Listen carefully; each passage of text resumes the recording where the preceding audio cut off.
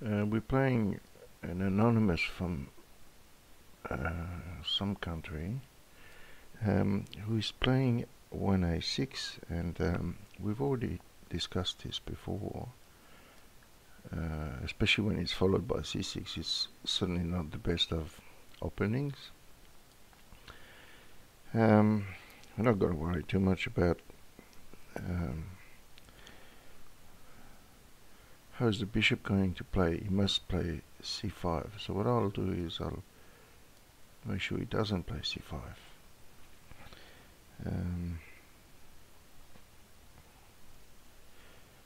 I think the early expansion on b5 is premature. I certainly don't believe that d5 is a good move.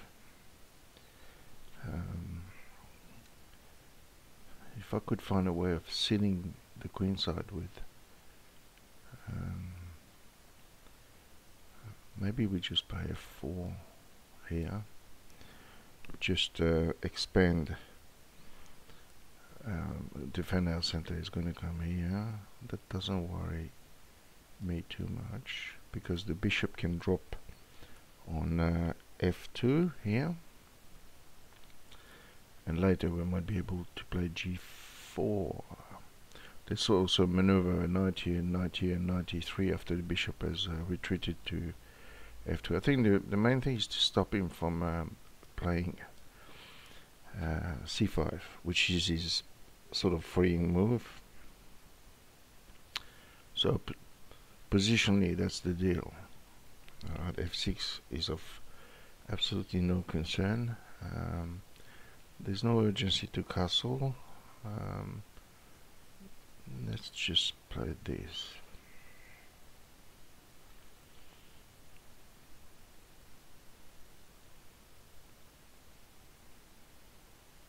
I'm just wondering if it's possible to take with a knight here rather than the f pawn as you would automatically do.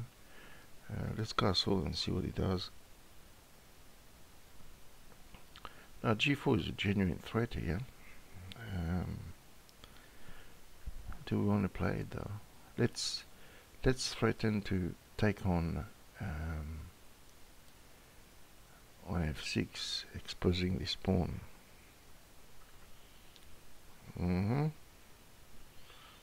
Now he's going to have to do. I think we take. Rook takes is forced, and the next move is going to be g4. If rook g6, knight e5, deadly for him. So rook takes, I think, is forced. It's forced. g4. And he doesn't. Oh, that's terrible. So we just take here. We check.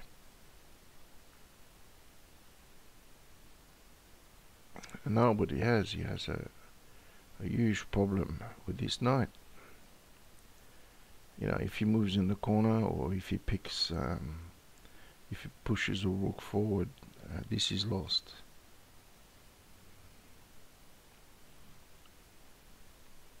This whole kind of attack on this side is just way too slow.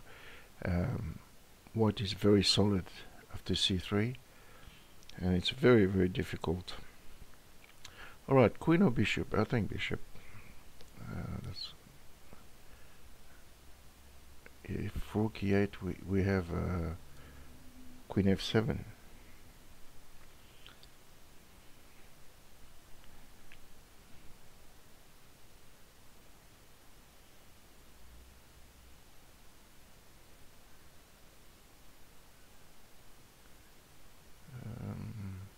If he plays, yeah, that's what I thought.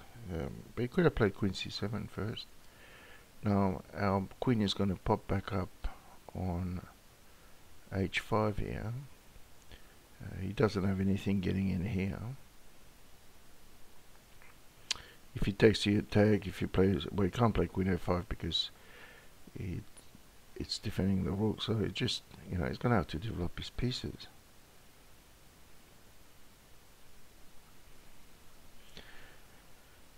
But this is a case of black having had weaknesses, not built anything tangible, setting up this structure.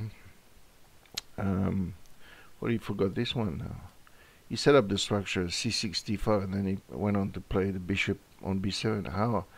How in the world is the bishop going to play ever? So now he loses the bishop on b7.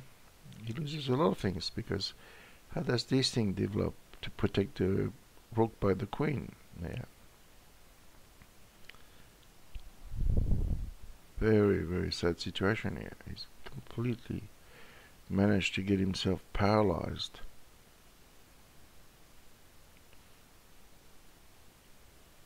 Completely. I mean, his only counterplay is to come here, to take here, then come on a5 and take the queen on c3, take on d4. But even if he managed to to do all this, it would be a bit slow. So where do I go now? Well, I have to stay on the d7 square to stop him from developing his knight here.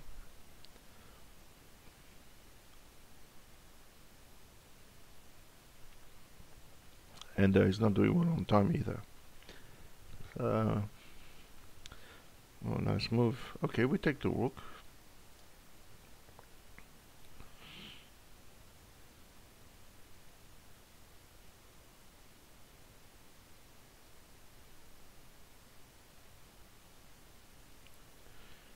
Oh, he's giving me another bit here. You can't play blitz if you cannot see tactics reasonably quickly. Something like a one move deep pin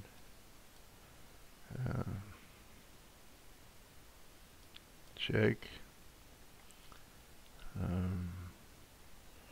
Okay, so how are we going to get him now? We don't have to do too much, do we? We could have taken that pawn, but this is just, it's not even worth it. He's going to lose on time. He cannot develop his knight. Yeah, resigning is probably the best move he's made.